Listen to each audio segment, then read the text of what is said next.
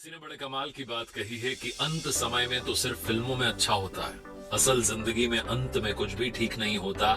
जो करना है अभी ठीक कर लो, क्योंकि अंत में तो सिर्फ अंतिम संस्कार होगा। मैं हूं आरजे कार्तिक। एक बड़ी छोटी सी कहानी सुनाता हूं एक प्रसिद्ध राजा की, जिसने अपने दरबार में बड़ा उत्सव रखा था।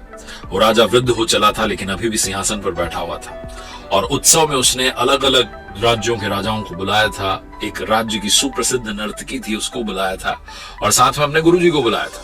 अब गुरुजी जब आ गए दरबार में, तो उनके पास में तो कुछ था नहीं देने के लिए नर्तकी को। तो राजा ने एक स्वर्ण मुद्राओं से भरी थैली दे दी कि जब भी आपको नृत्य अच्छा लगे, अपनी ओर से आप दे दीजिएगा पुरस्कार में। पूरी रात नृत्य चलता रहा, पूरी रात जो है नृत्य का उत्सव चलता रहा। और जब ब्रह्म बेला आई, सुबह का समय आया, तो जो तबला बजा रहा था, संगीत दे रहा था, वो ऊँघने लगा, उसको नींद आने लगी।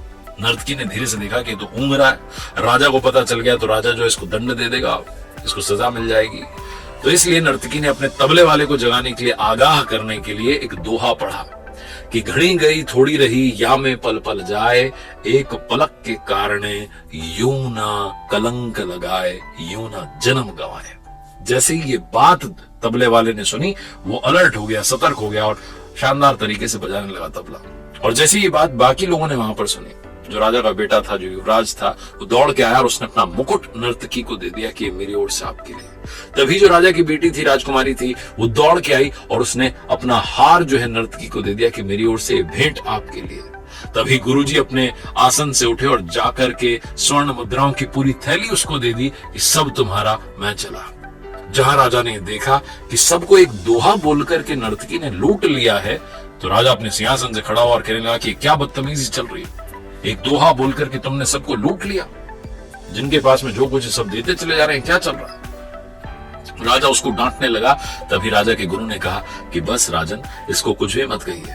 इसके एक दोहे ने आज मेरी आंखें खोल दी। मैं पूरी उम्र, पूरे जीवन तपस्या करता रहा, जंगल में, वन में रहा, भगवान की भक्ति करी, और आज आपके कहने पर यहाँ नर्तकी का नृत्य देखने लगा, नर्तकी को स्वर्ण मुद्राएं पुरस्कार में देने लगा। इसके दोहे ने तो मुझे समझा दिया कि घड़ी गई थोड़ी रही, थोड़ा सा तो जीवन बचा है, या में पल पल जाए, एक पलक के कारण यूं ना कलंक लगाए, यूं ना जन्म गवाए। समझा दिया इसने मुझे, ये मेरी सबसे बड़ी गुरु, इसने बताया कि भैया थोड़ा सा समय बचा है, जाकर के भक्ति करो। तभी राजा का बेटा राजकुमार कहने लगा युवराज कि महाराज, आप इतने वृद्ध हो गए हैं पिताजी, लेकिन आप कुर्सी नहीं छोड़ रहे, सिंहासन नहीं छोड़ रहे। आज मैं सिपाहियों के साथ मिलकर के आपकी हत्या करने वाला था, लेकिन इस नर्तकी के दोहे ने मुझे समझाया कि घड़ी गई थोड़ी रही, थोड़ा सा समय बचा है।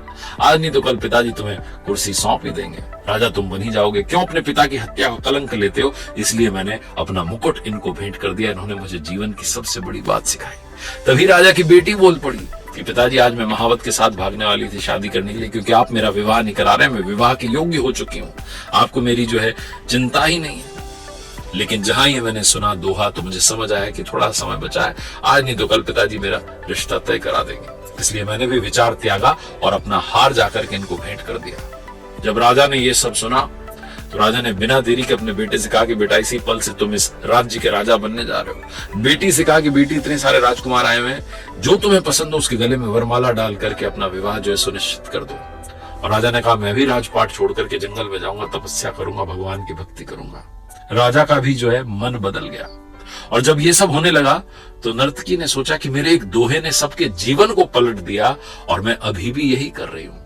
नर्तकी ने भी डिसीजन लिया कि वो नृत्य का काम छोड़ करके अब भगवान की भक्ति करेगी, क्योंकि घड़ी गई थोड़ी रही, या में पल पल जाए। ये कहानी राजा की, नर्तकी की, उनकी नहीं है, आपकी, हमारी कहानी है।